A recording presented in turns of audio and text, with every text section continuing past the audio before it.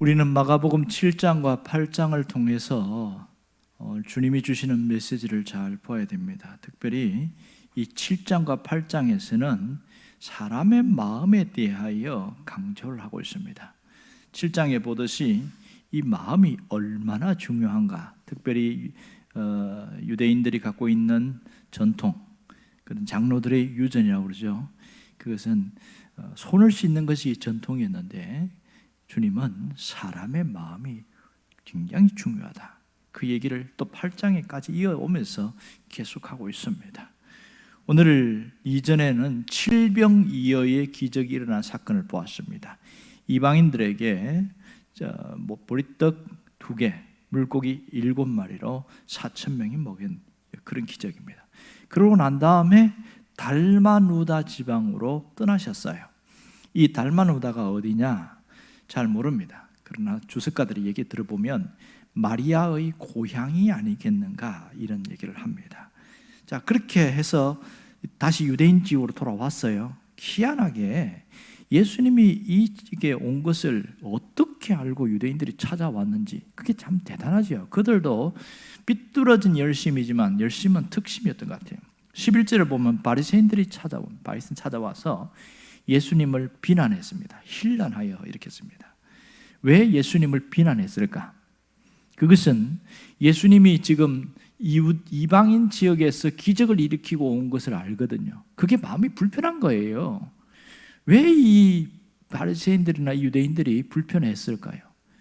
그 당시에 적어도 랍비라고 한다면 이방인과 이렇게 서로 왕래를 하면 안 되거든요. 그런데 예수님은 왕래만 한 것이 아니라 거기 가서 기적을 행했잖아요. 베세다 들판에서 행했던 그 기적을 그 이방인 지역에 갖고도 똑같이 행했습니다. 이게 상당히 마음이 불편한 거예요. 그들이 항상 강조하는 게 뭐예요? 어디를 다니면 손을 씻는 정결법이 있단 말이에요. 손을 씻는 것다는 것은 함부로 물건을 만지거나 하면 안 되거든요. 특히 이방인이 갖고 있던 물건이나 이방인을 손을 대게 되어지면 부정하다고 스스로 생각해서 집안에 가면 반드시 손을 씻어요. 이게 정결법입니다. 이것은 위생을 위한 게 아니라고 그랬지요. 그런데 예수님이 거기서 기적까지 행했으니 이게 만진 정도가 아니고 기적을 일으켜가지고 그들을 먹였으니까 이건 얼마나 마음이 불편한지 모르죠. 그들 입장에서 보면 그런 거죠. 자, 그런 다음에 예수님을 공격의 대상으로 삼고 이렇게 뭐라고 하냐면 표적을 우리에게 보여주세요 그렇게 합니다. 하늘로부터 오는 표적을 보여주세요 이런 얘기를 하고 있단 말이에요. 자, 여러분, 7병2의 기적, 그 이전에 5병2의 기적 이런 것을 안단 말이에요. 본 사람도 있고 들은 사람도 있고. 이거 갖고 표적이 부족하다는 얘기인가? 왜 이렇게 표적을 보여달라고 할까요? 지금 이 유대인들, 바리새인들 중심으로 한 유대인들이 어떤 표적을 요구하고 있습니까? 그것은 모세와 같은 표적이에요. 광야 생활할 때에 하늘에서 만나와 메추라기와 수도 없는 바위에서 반석에서 물이 터지고 하는 이런 일, 어마어마한 이 일들을 우리에게 보여달라 이런 얘기를 하고 있습니다. 그런데 주님이 어떻게 하셨어요? 그들을 보면서 깊은 탄식을 하셨다 그랬습니다. 깊은 탄식. 그러면서 어찌하여 표적을 구하느냐 이렇게 말합니다. 어찌하여 표적을 구하느냐. 이 깊은 탄식이라는 것은 그 속에서 뭐가 있다는 거예요? 주님이 가슴을 치면서 안타까워한다는 거예요. 예수님이 오신 목적이 뭐죠? 인자가 온 것은 잃어버린 자를 찾아 구원하는 게 목적이잖아요. 그런데 이들이 예수님에 대하여 표적을 보여달라는 것은 믿기 위해서입니까? 아니면 뭔가를 다른 걸 요구하기 위해서입니까? 뭐죠? 믿기 위해서라면 얼마나 좋았겠어요. 주님이 깊은 탄식을 하면서 내가 너희들에게는 표적을 안 보여주겠다 이렇게 말해요. 왜 그래요? 이 앞에 보니까 그들을 시험하여 예수님을 시험했어요. 11절에 보니까 예수님을 시험하여 하늘로부터 오는 표적을 구했다고 했습니다. 그러면 의도가 뭐예요? 의도가 뭐예요? 믿으려고 하는 게 아니란 말이에요. 그걸 주님이 보신 거예요. 가슴이 너무 아픈 거예요. 이거는 진짜 시험하기 위해서 표적을 달라는 거지 믿으려고 한 게 아닌 걸 주님이 그 속 사정을 아시거든요. 그러면 이 여기서 표적은 그냥 단순한 기적이냐? 뭘 얘기할까요? 지금 이 예수님이 하신 말씀이나 기적들이나 이 행했던 것을 보면 일반 랍비들이 하는 것과는 전혀 다르거든요. 그러니까 자기들이 구약 성경을 잘 아니까 메시아 같기도 하고 아닌 것 같기도 하고 헷갈리는 거예요. 본인들이 인정하기 싫은 거죠. 그래서 당신이 진짜 메시아라면 하나님으로부터 증명된 어떤 그런 인정이 있어야 될 거 아니냐, 이제 이거예요. 여기서 말하는 표적을 보여달라는 것은 하늘로부터 당신이 메시아인 것을 증명해 보아라, 이 얘기예요. 다른 마태복음 같은 데 보면 뭐라고 얘기하냐면 내가 보여줄 수 있는 표적은 요나의 표적밖에 없다, 이렇게 말합니다. 여러분, 요나의 표적이 뭐예요? 요나가 물고기 뱃속에서 3일간 죽을 뻔하다가 이 물고기가 토해가지고 살아난 사건이 있죠. 요나의 표적이라면 이건 뭘 이야기하는 거예요? 주님의 십자가와 죽으심, 부활 사건을 이야기합니다. 그걸 생각하고 요나의 표적밖에 없다, 이렇게 이야기합니다. 그것이 최고의 표적이라고 이야기하는 거죠. 자, 그러면 왜 예수님이 메시아인지 아닌지 헷갈렸을까요? 이들이 왜 그래요? 유대인들이 생각하는 메시아관이 있어요. 그것은 지금 이 로마의 지배를 받고 있기 때문에 로마 정부를 개혁할 수 있는, 혁명을 일으키는 다윗과 같은 존재이래. 첫 번째. 또 하나는 유대인들, 지금 하나님을 잘 섬긴다고 하는 그 유대인들의 왕으로 등장을 해야 돼. 두 번째입니다. 세 번째는 기득권을 갖고 있는 그런 사람들, 바리새인들이나 사두개인들이나 제사장들이나 그 모든 기득권들을 인정해주고 너희들이 너무 잘하고 있다, 인정해줘야 되는 거예요. 이 세 번째예요. 그리고 네 번째는 가난하고 못 살고 이렇게 이방인들이나 세리들 그런 데 사람들하고는 친하면 안 됩니다. 관계하면 안 돼요.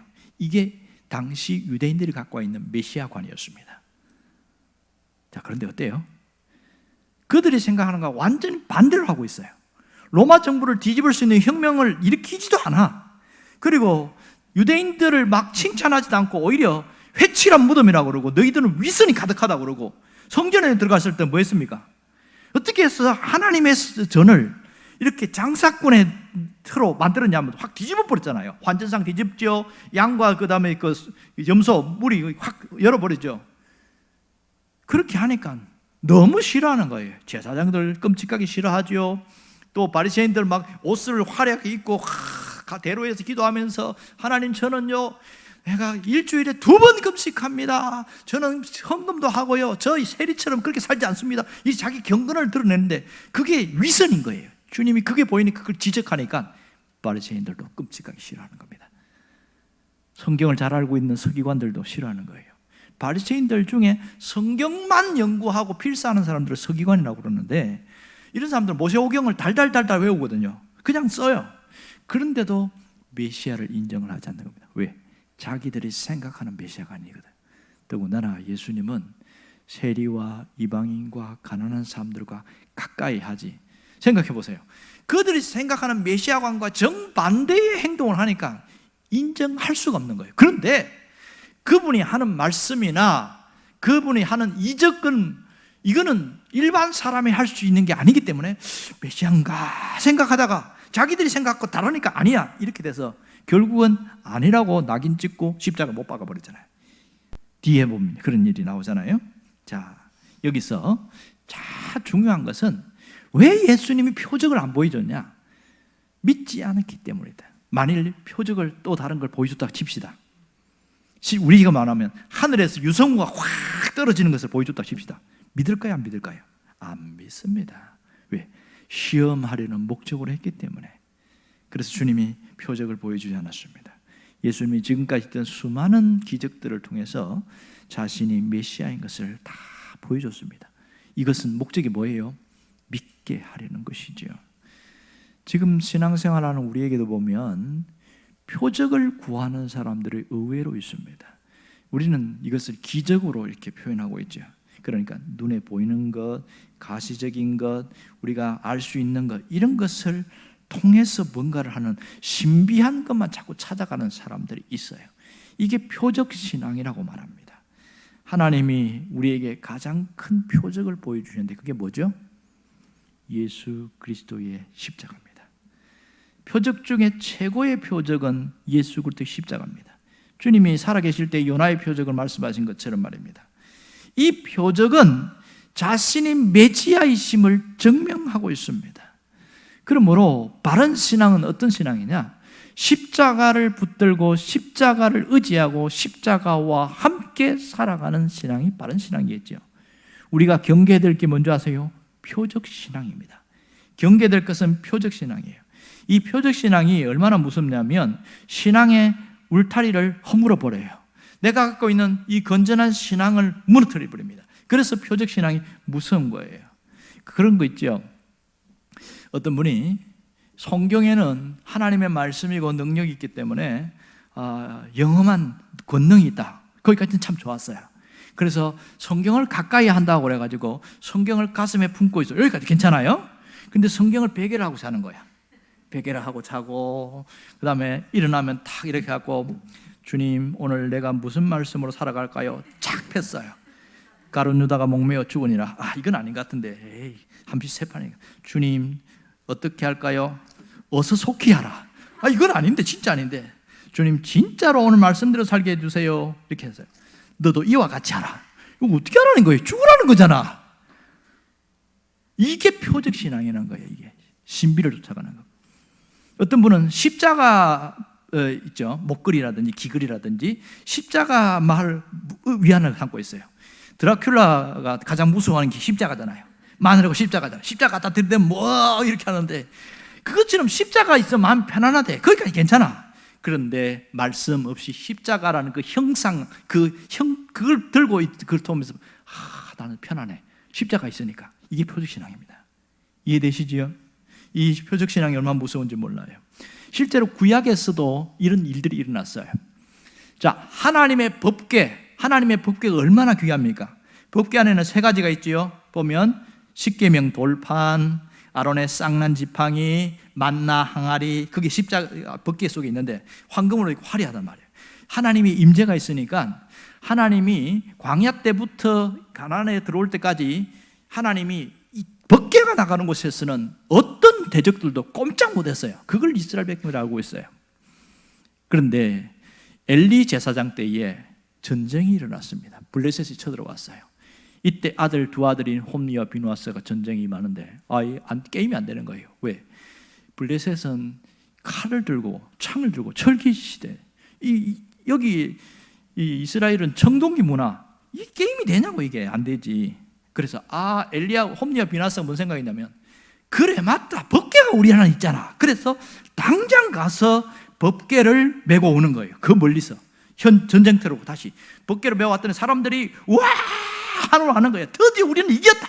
법궤가 왔으니 여기 우리는 이제 이긴 당상이다. 그리고 저쪽에서는 바짝 긴장하는 거예요. 왜? 법궤가 오는 곳마다 다 무너졌으니까. 싸웠어요. 어떻게 됐을까요? 졌습니다. 처참하게 도륙당하고 법궤는 빼앗겼어요. 왜? 여호수아 때는 법궤가 가는 곳마다 하나님이 이기게 하셨는데 왜 홈리와 비누아스는 이 법궤 들고 갔는데 못 이겼어요? 이것이 표적이 되어버렸어요. 표적. 부적처럼 사용했단 말입니다. 그래서 하나님의 임재가 있는 법궤지만 하나님이 떠나버린 거예요. 어떤 성물이나 형상이 중요한 것이 아니라 우리에게는 하나님의 말씀이 능력이 되어야 됩니다. 어떤 외적인 어떤 가시적인 것이나 이런 것들은 다 표적신앙이에요. 그것을 경계해야 됩니다. 표적신앙이 우리 안에 있는 경우가 종종 많아요.